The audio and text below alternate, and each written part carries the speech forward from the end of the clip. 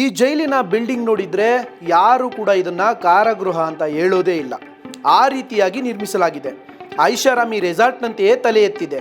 ದೊಡ್ಡದಾಗಿರುವ ಹಸಿರು ಗಾರ್ಡನ್ನಲ್ಲಿ ಕೈದಿಗಳು ಟೈಮ್ ಕಳೆಯಬಹುದು. Gym, library, ಪ್ರಾರ್ಥನೆ ಸಲ್ಲಿಸೋಕೆ ಚರ್ಚ್ ಕೂಡ ಇದೆ. ಅಲ್ಲದೆ ಕೈದಿಗಳಿಗೆ ಬೇಕಾದ ತಮ್ಮ ಅಗತ್ಯ ವಸ್ತುಗಳನ್ನು ಕಿರಾಣಿ ಅಂಗಡಿಯಿಂದ ಖರೀದಿಸಬಹುದು. ಅಷ್ಟು ಮಾತ್ರವಲ್ಲ, ಪ್ರಾಣಿಗಳನ್ನು ಕೂಡ ಸಾಕಬಹುದು, ಕೃಷಿ ಕೂಡ ಮಾಡಬಹುದು. ಕೈದಿಗಳಿಗೆ ಇಷ್ಟವಾಗುವಂತಹ ರುಚಿಕರವಾದ ಮತ್ತು ಪೌಷ್ಟಿಕ ಆಹಾರವನ್ನು ನೀಡಲಾಗುತ್ತದೆ. ಅಬ್ಬ, ಇಷ್ಟೆಲ್ಲ ಸೌಲಭ್ಯ ಇರೋ ಜೈಲು ಯಾವುದಪ್ಪ ನಮ್ಮ ದೇಶದಲ್ಲ ಇರೋದು ಅಂತ ಹುಡುಕ್ಬೇಡಿ. ಯಾಕೆ ಅಂದ್ರೆ ಇದು ಡೆನ್ಮಾರ್ಕ್ನ ದಕ್ಷಿಣ ಭಾಗದಲ್ಲಿರುವ ಸ್ಟೋರ್ಸ್ಟ್ರಾಮ್ ಜೈಲು. ಭಾರತದಲ್ಲಿ ಜೈಲು ವಾಸವೆಂದರೆ ಎಂತಹವರ ಎದೆ ಕೂಡ ನಡುಗುತ್ತೆ. ಕಮ್ಮಿಯ ಹಿಂದಿನ ವಾಸ ಯಾರಿಗೂ ಬೇಡಪ್ಪ ಅಂತ ಅನ್ಸುತ್ತೆ. ಆದ್ರೆ ಇದಕ್ಕೆ ಯುರೋಪಿಯನ್ ಜೈಲುಗಳು ಮಾತ್ರ ಕಂಪ್ಲೀಟ್ ಚೇಂಜ್. ಯಾವ 5 ಸ್ಟಾರ್ ಹೋಟೆಲ್ಗಳಿಗೂ ಕಮ್ಮಿ ಇಲ್ಲ ಎನ್ನುವಂತೆ ಅಪರಾಧ ಕೃತ್ಯ ಎಸಗಿ ಬರೋರಿಗೆ ಐಷಾರಾಮಿ ಹೋಟೆಲ್ ನಂತಿದೆ ಡೆನ್ಮಾರ್ಕ್ನ ದಕ್ಷಿಣ ಭಾಗದಲ್ಲಿರುವ ಈ ಜೈಲು. 250 ಕೈದಿಗಳಿಗಾಗಿ ಡೆನ್ಮಾರ್ಕ್ನ ಸ್ಟೋರ್ಸ್ಟ್ರಾಮ್ ಕಾರಾಗೃಹವನ್ನು ವಿನ್ಯಾಸಗೊಳಿಸಲಾಗಿದೆ. 18 ಫುಟ್ಬಾಲ್ ಸ್ಟೇಡಿಯಂನಷ್ಟು ಇದು ದೊಡ್ಡದಾಗಿದೆ.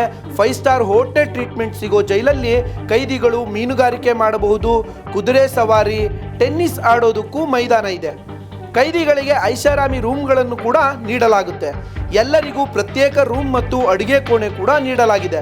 ತಮಗೆ ಬೇಕಾದಂತಹ ಅಡುಗೆ ಮಾಡಿಕೊಳ್ಳೋದಕ್ಕೂ ಅವಕಾಶ ಇದರಲ್ಲಿ ಕೊಡಲಾಗಿದೆ. ಫಾಲ್ವರ್ ದ್ವೀಪದಲ್ಲಿರುವ ಸ್ಟೋರ್ಸ್ಟ್ರಾಮ್ ಜೈಲನ್ನು ಆರ್ಕಿಟೆಕ್ಚರ್ CF ಮುಲ್ಲಾರ್ ವಿನ್ಯಾಸಗೊಳಿಸಿದ್ದಾರೆ.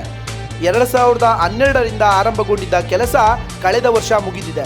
ಕಠಿಣ ಜೀವನ ಪರಿಸ್ಥಿತಿಗಳಿಗಿಂತ ಫುಲ್ ರಿಲ್ಯಾಕ್ಸ್ ಆಗಿ ಜೀವನ ಕಳೆಯಲು ಕೈದಿಗಳಿಗೆ ಜೈಲನ್ನು ವಿನ್ಯಾಸಗೊಳಿಸಲಾಗಿದೆ. ವರದಿಗಳ ಪ್ರಕಾರ ಕೊಲೆ, ಅತ್ಯಾಚಾರ ಮತ್ತು ಮಾದಕ ವಸ್ತು ಕಳ್ಳ ಸಾಗಾಣಿಕೆ ಅಂತಹ ಗಂಭೀರ ಆರೋಪಗಳನ್ನು ಎದುರಿಸುತ್ತಿರುವ ಭಯಾನಕ ಅಪರಾಧಿಗಳನ್ನು ಅಂತಹ ಜೈಲುಗಳಲ್ಲಿ ಇರಿಸಲಾಗುತ್ತದೆ.